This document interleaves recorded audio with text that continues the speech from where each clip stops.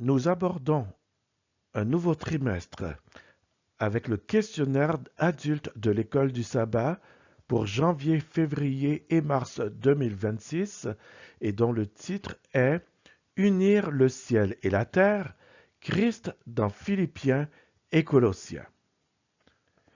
Ce questionnaire a été préparé par Clinton Wallen, qui est directeur adjoint de l'Institut de recherche biblique à la Conférence générale. Ses domaines d'expertise sont le Nouveau Testament, l'herméneutique et l'histoire adventiste. Il a vécu et travaillé en Allemagne, en Nouvelle-Zélande, en Russie, au Royaume-Uni et aux Philippines. Avec sa femme Gina, ils ont 2 enfants adultes, une belle-fille et 2 petits-enfants. Nous passons à l'introduction du trimestre Unir le ciel et la terre. Réfléchissez au travail le plus difficile que vous ayez eu à faire. Pourquoi était-il difficile? Les attentes étaient-elles élevées? Aviez-vous peu de temps? Ou même les deux? Était-ce votre attitude envers la tâche à accomplir? Ou peut-être les gens avec qui vous travailliez? Ou bien aviez-vous le sentiment de ne jamais pouvoir y arriver? Pensez à l'objectif du plan du salut. Unir le ciel et la terre. Mission impossible? Humainement parlant? En effet. Mais juste avant de monter au ciel, Jésus a donné aux apôtres une mission en apparence impossible, elle aussi. Allez, faites des gens de toutes les nations des disciples. Baptisez-les pour le nom du Père, du Fils et de l'Esprit Saint, et enseignez-leur à garder tout ce que je vous ai commandé. Matthieu 28, versets 19 et 20. Jésus envoya Paul vers les gentils pour accomplir cette tâche apparemment impossible, leur ouvrir les yeux, afin qu'ils se tournent des ténèbres vers la lumière et de l'autorité de Satan vers Dieu, et qu'ils reçoivent le pardon des péchés et une part d'héritage parmi ceux qui ont été consacrés par la foi en Christ. Selon Acte 26, verset 18. Certains lèveraient les bras au ciel en se voyant confier une tâche pareille. Mais ne négligeons pas les promesses que Jésus a faites en ces 2 occasions.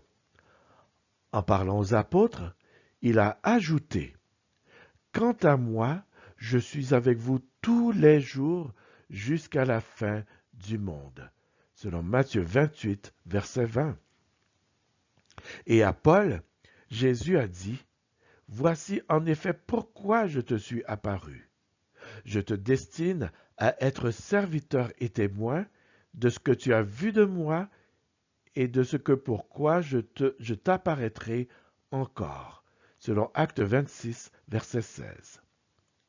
En bref, Jésus donne des tâches humainement impossibles pour que nous les accomplissions en dépendant de lui et non de nous. Il ne nous donne jamais un travail sans nous donner avec la puissance nécessaire pour le réaliser. La volonté humaine, nous dit Ellen White, participe à la toute-puissance dans la mesure où elle coopère avec la volonté de Dieu. Tout ce qui se fait sur son ordre doit être accompli par sa force. Tout ce qu'il ordonne, il le donne. Ellen White, les paraboles de Jésus, à la page 287. Étonnamment, au moment où Paul écrit aux Colossiens, l'Évangile avait été proclamé à toute création sous le ciel, selon Colossiens 1, verset 23. Bien sûr, tous ne l'avaient pas accepté, mais si l'on regarde attentivement les missions que Jésus a confiées aux apôtres, selon Matthieu 28, versets 18 à 20 et à Paul. Il n'a jamais promis que tous deviendraient des disciples, ni que tous se convertiraient. L'Évangile doit être proclamé par toute la terre habitée en témoignage pour toutes les nations. Alors viendra la fin, selon Matthieu 24, verset 14. À quoi ressemble ce témoignage? Comment doit-il s'accomplir exactement? Ce trimestre, nous étudions les épîtres de Paul aux Philippiens et aux Colossiens. Elles ont des similitudes importantes. Par-dessus tout, elles révèlent Christ, le seul capable d'unir le ciel et la terre. Il est l'échelle que Jacob avait vu relier le ciel et la terre, selon Genèse 28, verset 12, que vous pouvez comparer avec Jean 1, verset 51. En tant que fils de l'homme, il nous rachète du péché. En tant que fils de Dieu, il intercède pour nous.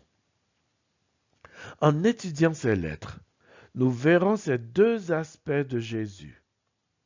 Nous examinerons plusieurs des plus belles déclarations existantes sur la divinité de Christ et sur la manière dont il a tout abandonné pour nous sauver.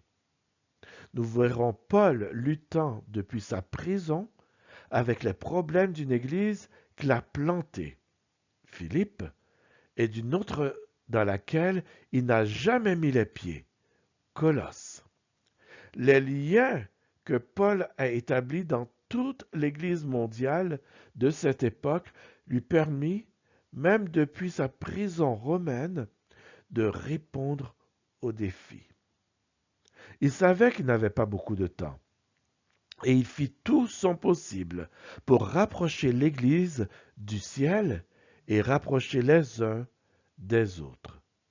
Ce faisant, il nous montre comment l'Église de Dieu aujourd'hui peut s'unir au ciel afin d'accomplir la mission d'Apocalypse 14 que nous connaissons sous le nom de Message des trois anges.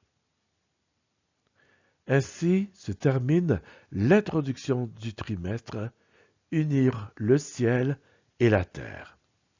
Que l'Éternel nous bénisse.